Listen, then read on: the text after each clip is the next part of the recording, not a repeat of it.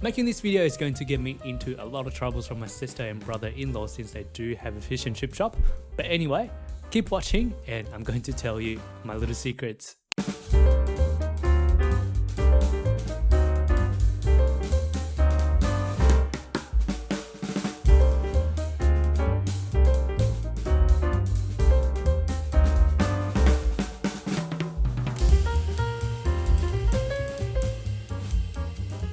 G'day guys, how's it going? Welcome back to Salmon Kitchen, where I bring to you budget-friendly recipe with sustainability in mind. Fish and chips. It's a bloody classic over here in Australia and obviously originally from UK as well. I'm sure every mum, every grandma, even every dad has got their own secret recipe to make the best batter in the world.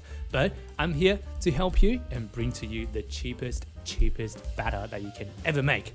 So the fish I'm going to be using is obviously going to be super budget friendly as well. Let me go grab it. So I'm just going to be using frozen basa that is available from supermarkets. They're super cheap, $9 a kilo, and it's available all year round. So in all honesty, I'm not sharing any of the trade secrets from my sister's shop, but instead this is going to be home friendly and obviously super budget friendly. So if any of that piques your interest, please keep watching and I'm going to show you how I make the cheapest and the most delicious fish and chips right at the comfort of my home. To make fish and chips right at home, obviously we're going to need some fish. As I mentioned earlier, I'm using frozen basa to stick to a low budget. These are $9 a kilo at supermarkets here in Australia. But obviously you can choose any fish of your choice for the recipe. Next, we're going to need some potato for our chips.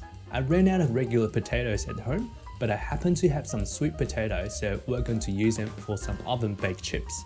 I felt like some batter fish today, so some flour for dredging and our batter. To truly keep our cost down, some bicarb and vinegar to carbonate our batter. These are way cheaper than using soda water or beer. And then some salt to season. That is all we need, fairly straightforward, and we'll put these aside and get started. So with our frozen basa here, unlike red meat where it's better to defrost them slowly in the fridge. After seeing some documentary on how basas are prepared at the factories, I found that they literally go through water before getting frozen, so there's little flavour or nutrition to lose at this frozen stage anyway. So I've just been defrosting them in water ever since to gain maximum efficiency. I find this method works really well for basa as there is almost no flavour to the fish, but might not apply to other fish, so make your own judgment here.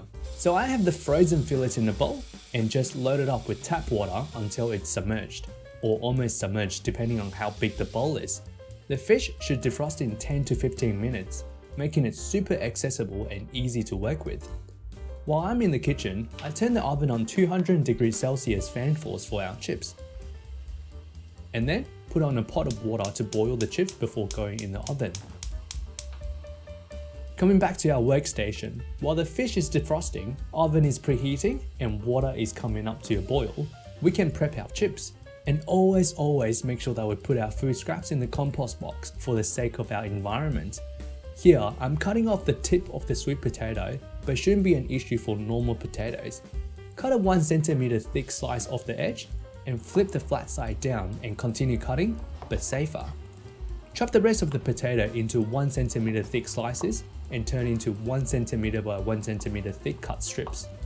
Once done, the pot of water should be ready to go. Here's a trick I learned from Ethan. Add a dash of vinegar to get more flexible chips that is less likely to fall apart.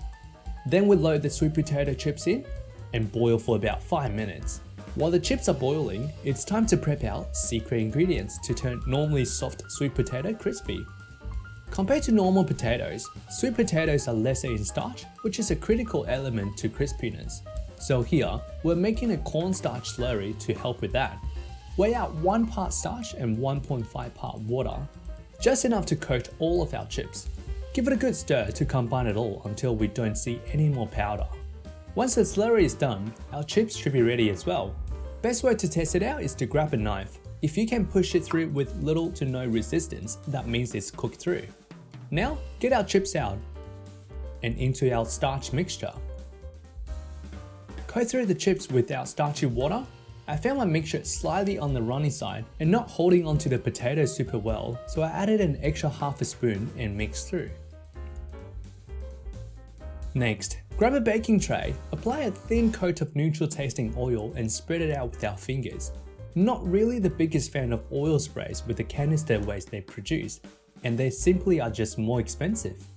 Spread our chips out in the tray evenly, just a touch more oil on top and into the oven for 20 minutes. While the chips are cooking away, it's time to fry our fish. Pick a relatively deeper pot for safety reasons and load up neutral tasting oil just enough to cover the fillets. Turn the heat on medium-high and we return to our working station. We can see the fillet now is well defrosted. The water method will get your fish ready in 10 minutes, so highly recommended. Get the fish out of the water and squeeze off as much water as possible, like how your boss is squeezing you. Hey, hold on, bad analogy, and sorry if your fish is now to mush because that is how hard you're squeezed. Grab a kitchen towel and pat the fillet dry. If you feel like little fish fingers, cut it right down the middle and portion it up into little strips. For today's fish and chips recipe, I'm just going to cut it in half the short way to make it easier to work with. Push the board aside and let's make our batter. Into a mixing bowl, we want 1 part flour with 1.5 part water. For one portion of fish and chips, I added 10 grams of flour and 15 grams of water as a start.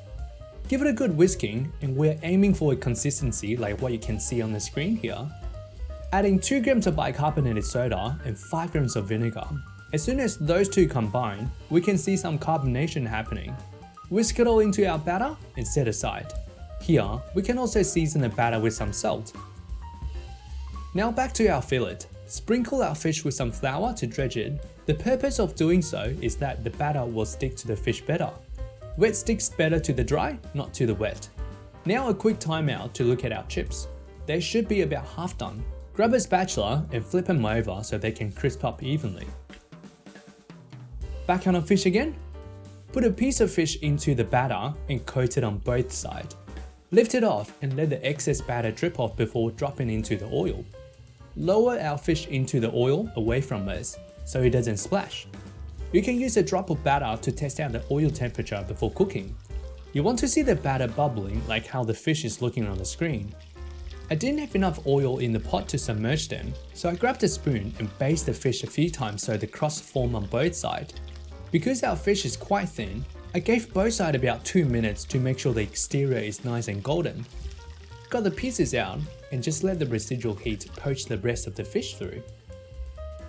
Onto the cooling rack, and we want to hit it with some flaky salt right away so the seasoning stick. And it's finally time to dish up. Nothing more simple and satisfying than plain old fish and chips. Hit it with some more salt to season. The fish, crispy on the outside and super moist on the inside. The cost breakdown is as below. One piece of frozen basa at $9 a kilo is about $1. One potato at $1 a kilo equals to 20 cents. 4 grams of cornstarch at $2 a kilo equals to 0.8 cent. 10 grams of flour at $1 a kilo equals to 1 cent. Bicarb and vinegar is about 1 cent. Altogether, our fish and chips costed us $1.22.8 to make at home.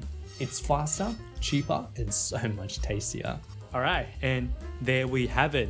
We've got our fish and chips done. If it wasn't for me having to move the cameras around and film all of the things, this would have taken me max 30 minutes, and it's just so satisfying, and I don't think you need more explanation about fish and chips. I'm going to dig in and let you know how it tastes like.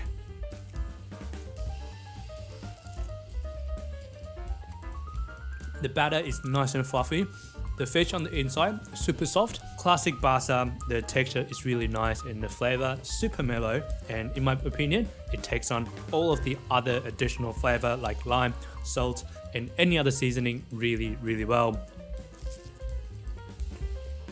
Such a comfort food. You don't need to waste beer, you don't need to buy soda water, just use bicarb and vinegar and we can get a really nice and fluffy batter to go with our fish. And obviously we can't skip our chips over here. It is nice and crunchy. the additional starch that we add to the fries really makes a difference.